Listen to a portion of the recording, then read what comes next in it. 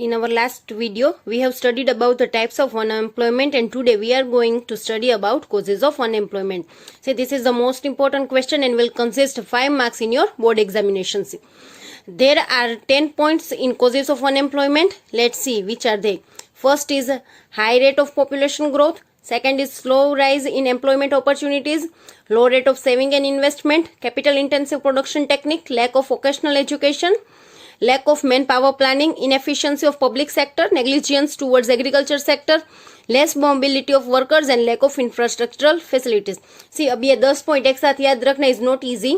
So I have made here one formula for mugging it up. See, 10 नाम दिए गए हैं और यहाँ पे 10 लेटर्स नहीं हो रहे हैं. See, HSC, NIL फॉर्मूला बनाई गई है HSC NIL. HSC यानी कि हमारा जो बोर्ड होता है वो वाला HSC याद रख लो, और कुछ इकट्ठा नहीं हो रहा है हमारे इस चैप्टर में तो क्या हो जाएगा, नील. तो नील याद रख लो, HSC नील, और L के ऊपर 5 रेज, 5 की पावर है यानी कि L 5 टाइम्स रिपीट होगा. अब सी इसकी फॉर्मूला दिखाती हूँ. H यानी कि high rate of population growth, S यानी slow rise in employment opportunities, C यानी capital intensive production technique, N यानी एन पर से कौन सा यहाँ पर ये रहा, negligence towards agriculture sector, I में से I yes inefficiency of public sector, और एल के ऊपर से 5 वर्ड्स हो रहे हैं. कौन से first low rate of saving and investment, lack of vocational education, lack of manpower planning, less mobility of workers and lack of infrastructural facilities.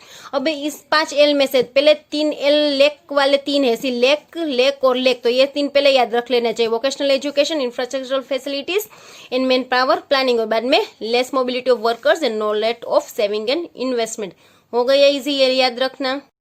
First is high rate of population growth. See, the rate of growth of employment is much less than population growth rate in India, which gives rise to the problem of unemployment and it keeps on increasing. अब क्या हो रहा है situation देखो, rate of growth of employment is much less than population growth in India. अब क्या हो रहा है, इंडिया में population growth हर बार बढ़ रही है, बहुत ज्यादा बढ़ रही है, और उसके सामने अनएम्प्लॉयमेंट है यानी कि एम्प्लॉयमेंट का ग्रोथ बिल्कुल नहीं है.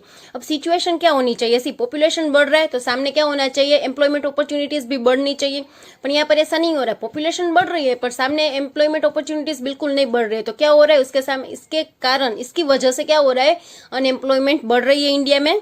And in India, in each year, there is an increase in population by 1.70 crores, which is more than total population of Australia. See, India में हर बार 1.70 करोड़ जितनी पॉपुलेशन एक साल में बढ़ती है, और इतनी पॉपुलेशन तो ऑस्ट्रेलिया की भी नहीं है. ऑस्ट्रेलिया की टोटल पॉपुलेशन जितनी नहीं है ना, उतनी एक साल में इंडिया में पॉपुलेशन बढ़ती है. In short, India gives birth to Australia in each and every year, right. हर साल इंडिया एक ऑस्ट्रेलिया को जन्म दे रहा है, right. So this is the population growth problem. इसके कारण पॉपुलेशन बहुत ज्यादा होने के कारण करंट पॉपुलेशन बहुत ज्यादा हो रही है, राइट. तो करंट जो पॉपुलेशन है उसको भी एम्प्लॉयमेंट अपॉर्चुनिटीज नहीं मिल रही है, तो उसके सामने क्या हो रहा है, और भी बहुत सारे बर्थ हो रहे हैं, तो उन लोगों का कुछ ठिकाना नहीं रहा है अब यहाँ पे एम्प्लॉयमेंट का. सो this is our first point of high rate of population growth. Understood? Now second, slow rise in employment opportunities. During the planning period, there was a continuous increase in economic growth, but we failed in creating employment opportunities, which shows that economic growth has remained jobless growth. See, a planning period यानी कि first 5-year plan, second 5-year plan होते, तो वो हुआ हमारा planning period. अब क्या हो रहा था, प्लानिंग पीरियड के दरमियान क्या हो रहा था, इकोनॉमिक ग्रोथ हो रहा था, इकोनॉमिक ग्रोथ में इंक्रीमेंट आ रहा था, पर उसके सामने अपॉर्चुनिटीज नहीं क्रिएट हो रही थी. इकोनॉमिक ग्रोथ हो रहा है तो सामने अपॉर्चुनिटीज भी क्रिएट होनी चाहिए एम्प्लॉयमेंट के लिए, बट प्रॉब्लम कहाँ पर हो रही थी, वो इकोनॉमिक ग्रोथ में जो जॉब की अपॉर्चुनिटीज होनी चाहिए वो हमारी नहीं हो रही थी. Which shows that economic growth has remained jobless growth. Economic growth हो रही है लेकिन कैसी, जॉबलेस ग्रोथ. इकोनॉमिक में ग्रोथ हो रहा है लेकिन जॉबलेस यानी कि जॉब में कोई ग्रोथ नहीं हो रहा है. In first 3 decades of planning, India attained 3.5% of economic growth. This growth rate has increased to 7.6 in 10th 5-year plan and 7.8 in 11th 5-year plan. But still, number of unemployed kept increasing. अब सी first 3 decade यानी कि 30 year के first 30 year के planning में पहला कितना था, 3.5 था इकोनॉमिक ग्रोथ, वो बढ़ के कितना हो गया, 7.6% हो गया. कौन से 5-year प्लान में, 10th 5-year प्लान में, और वो बढ़ के 7.8 हो गए कौन से, 11th 5-year प्लान में. यानी कि पहले 3.5 5% था, बाद में 10-5 ईयर प्लान में 7.6 हुआ और बाद में बढ़कर 7.8 हुआ।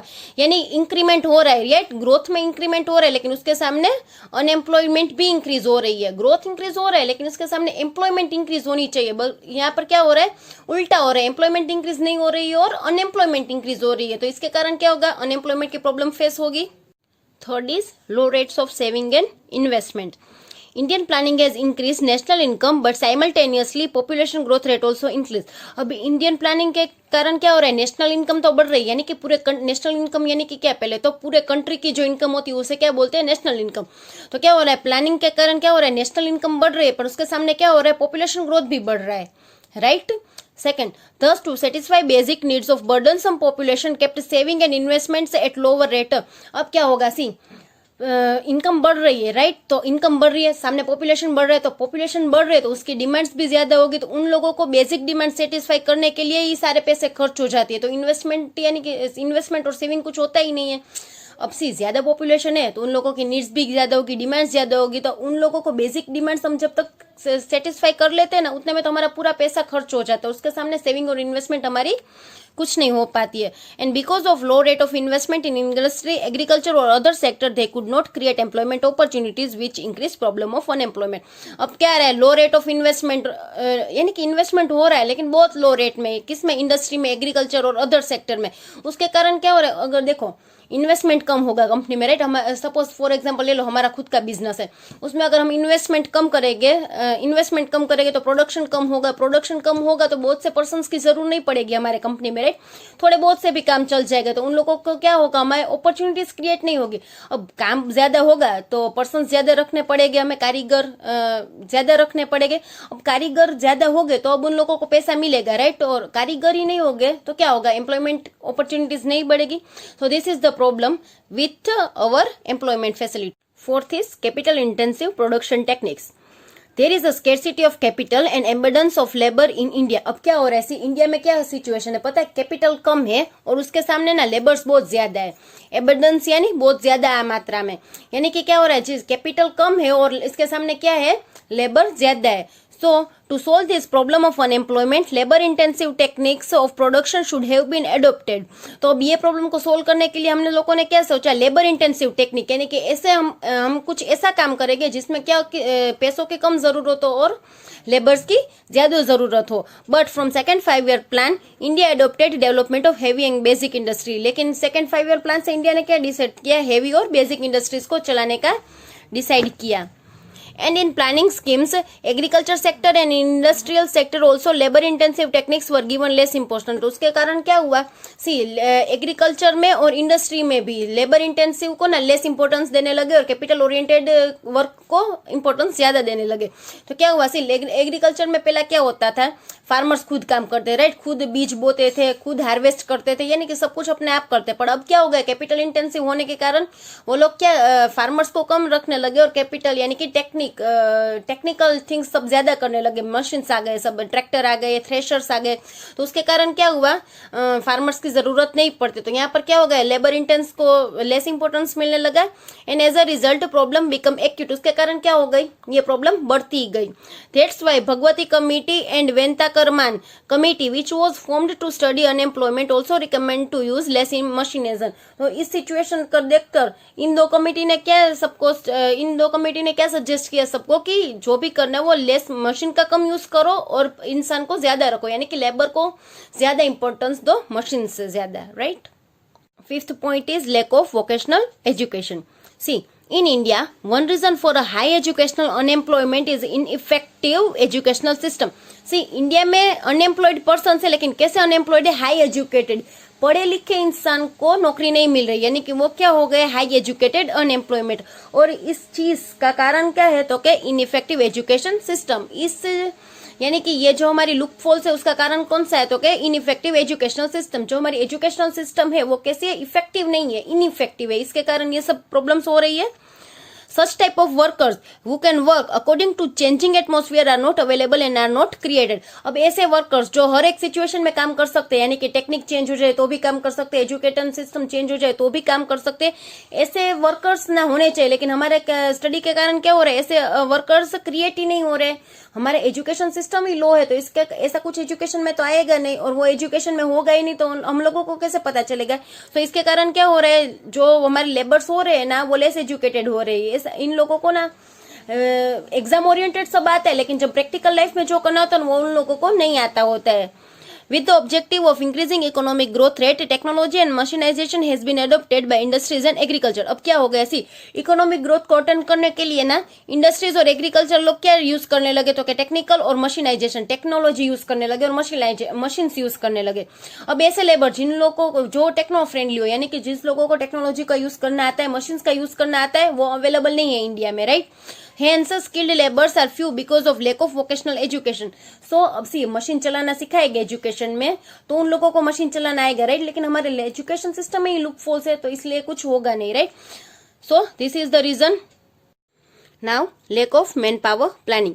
In India, during planning period, manpower planning is not planned rightly. अब इंडिया में प्लानिंग पीरियड में ना सब प्लान किया गया, लेकिन मेन पावर प्लानिंग ना प्लान ठीक से नहीं किया गया। Every year lakhs of educated youth obtain degree से हर साल लाखों पर्सन्स को, लाखों जवानों को ना डिग्रीज मिल जाती है, पर वो डिग्रीज कैसी होती है, as they lack knowledge and training required in present economic development, they are unemployment even after being educated. अब इन लोगों को डिग्री तो मिल रही है, लेकिन वो डिग्री कैसी हो रही है, नॉलेज के बिना की और ट्रेनिंग के बिना की। ट्रेनिंग ही नहीं है, इसके कारण क्या हो रहा है, उन लोगों को एम्प्लॉयमेंट नहीं मिल रहा है। During British rule, gold used to move from India to Britain, and this one-sided movement is called drain of a gold. अब सी क्या हो रहा था, ब्रिटिश रूल जब हमारे पर था तब क्या होता था, हमारे इंडिया में से ब्रिटेन को सोना दिया जाता है, यानी कि इंडिया वाले सोना बेचते थे, गोल्ड बेचते थे। कौन से कंट्री में, ब्रिटेन में। पर सामने से ना वो हमें कुछ नहीं देते थे। वो क्या हो गया, वन साइडेड ट्रांसपोर्टेशन हो गए, वन साइड मूवमेंट हो गए। तो वन साइड मूवमेंट को हम क्या बोलते थे, drain of a gold. And similarly presently India intelligence is moving from India to abroad and it is known as drain of a brain. अब पहले सोना बेचते थे, यानी कि पहले गोल्ड का मूवमेंट होता है, और अब क्या होता है, एजुकेटेड पर्सन का मूवमेंट हो रहा है।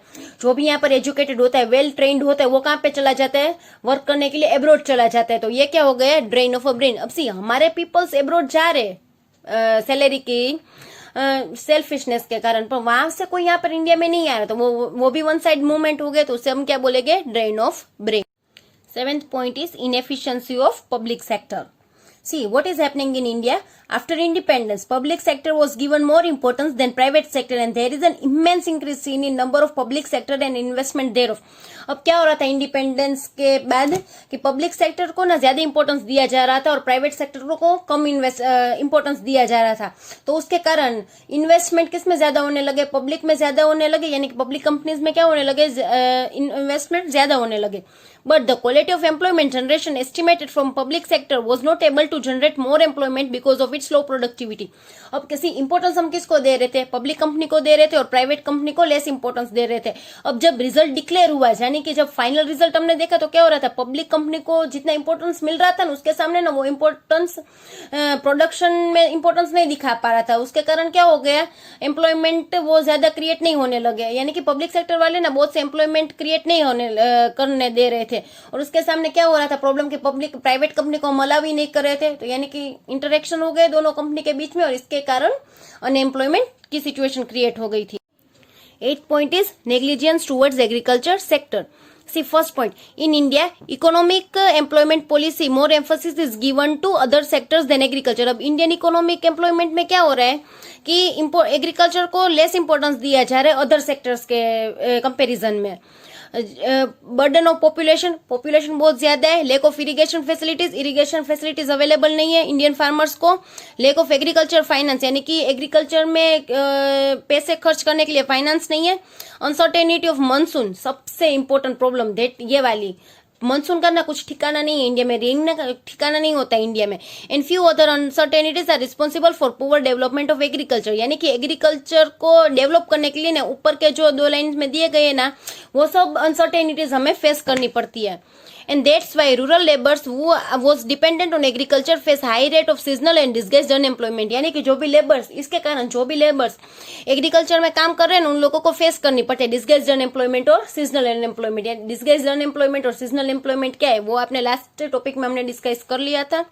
We discussed it in last topic, right? So here I don't need to explain you these two topics. Low mobility of workers. अब मोबिलिटी यानी कि क्या एक जगह से दूसरी जगह वर्क के लिए जाना, that is called mobility, right. In India India में ना बहुत से रीजन के कारण ना लोग मोबिलिटी नहीं हो रहे, यानी कि एक जगह से दूसरी जगह नहीं जा रहे एम्प्लॉयमेंट लेने के लिए. वो रीजंस कौन से हैं? एक तो सोशल रीजंस, बाद में फैमिली रिलेशन, फैमिली वाले शायद अलाउड नहीं करते किसी को. लैंग्वेज, दूसरे कंट्री की या दूसरी जगह की हमें लैंग्वेज नहीं आती होती है. रिलीजन, हमारे रिलीजन और उस जगह का रिलीजन डिफरेंट होता है. Casteism same thing. कल्चर, हमारे यहाँ का कल्चर और दूसरी जगह का कल्चर डिफरेंट होता है तो भी हम सूट नहीं हो पाते हैं उस जगह पे. लेक ऑफ इन्फॉर्मेशन, हमें उस जगह की प्रॉपर इन्फॉर्मेशन नहीं है. लेक ऑफ ट्रांसपोर्टेशन फैसिलिटीज, यहाँ इस जगह से उस जगह पर जाने के लिए प्रॉपर ट्रांसपोर्टेशन फैसिलिटीज अवेलेबल नहीं होती है. And problem of housing are the few reasons which retrain mobilization and increase problem of unemployment. Housing problem यानी कि हमें जगह भी मिल गई है, सब इन्फॉर्मेशन भी, वहां पर हम कहाँ पर रहे, उस रहने का कुछ ठिकाना नहीं है. कभी कभी उसके कारण भी हम मोबाइल नहीं होते एक जगह से दूसरी जगह. So this all reasons give reasons for mobilization process and increased problem of unemployment.